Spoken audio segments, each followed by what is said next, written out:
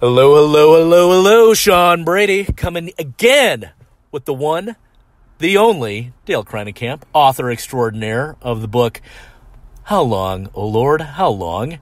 And we were just talking Christian views and perspectives, but share a little bit more what we want people to know when they get involved in this type of a situation where they have job loss unbeknownst to them. They weren't expecting it. It wasn't like they were winding down for retirement. This is really an abrupt change in their life.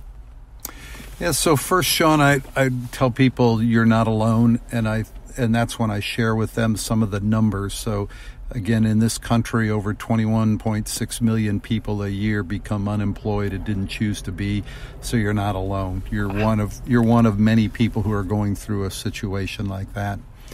After that, the first thing that is, I think, important to do is to begin to get the word out. So you need to be comfortable at saying, I am unemployed.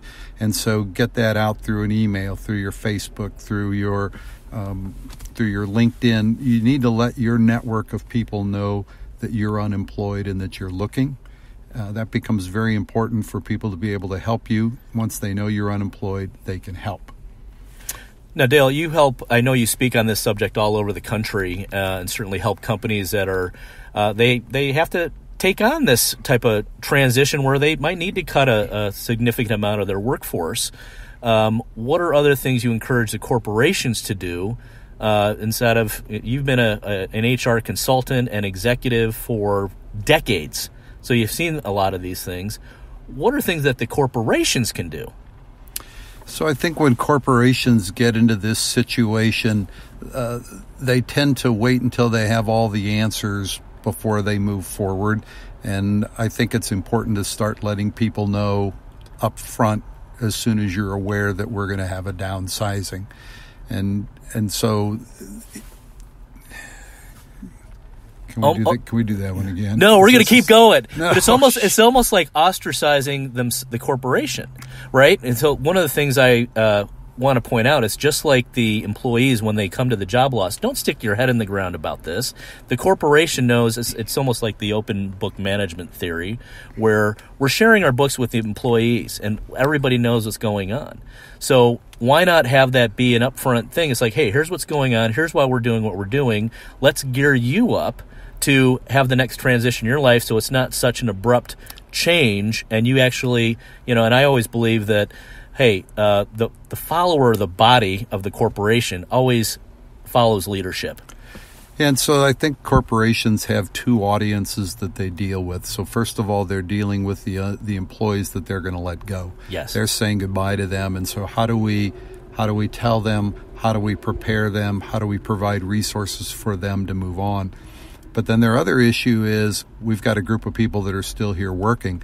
They grieve for those people that left. They were their friends. They were part of their team, and they've inherited probably some extra work as part of that. And often corporations just ignore that.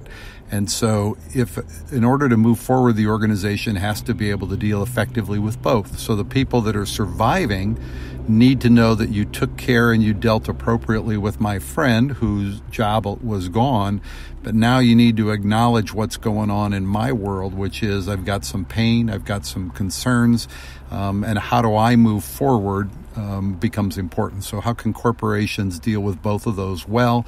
And when they do, things will move forward more rapidly. If they don't deal with it well, then everybody's wondering, when's the next shoe going to drop? When is it going to happen to me? And instead of shedding what they felt was unnecessary at that point in time for the level of business, they're just feeding the cycle that will be hard to get out of. See, Dale, I told you were a genius at this stuff. Always uncut, unedited, and in the moment. I knew you'd do great at it. And thank you for being on the court with just, it shows off your consulting expertise and just the history of how you do these things and really help out not just your corporate clients, but people. It's those things that make a difference in people's lives when they're faced with this thing. And, man, it's you're making a huge difference, and I love what you're doing. Thanks. Corporations are made up of people. That's what they are. And we often forget that the employees are the only asset for an organization that always appreciates. Think about that. When you buy a piece of equipment, it depreciates. When you hire an employee, what do? You invest in them, and then you pay them more. So you put money into them to train them. A year from now, you give them a raise. You're paying them more, so they're worth more to you as time goes on. Yeah, and just like that other investment asset, it doesn't necessarily happen overnight. Sometimes it does, but it's usually over time. Just, like our sales and marketing dollars that we always look at our bottom line at all the time. Dale Kreienkamp, thank you for doing this. And again, your book is out on really online on Amazon, on your website. How long, oh Lord, how long?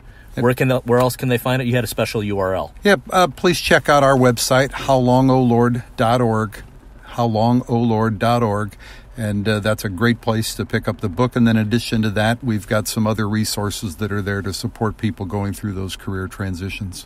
So if you or yourself or someone you know is going through any of these career transitions, check out that URL. I'll put the link to it below so it's easy for you to find.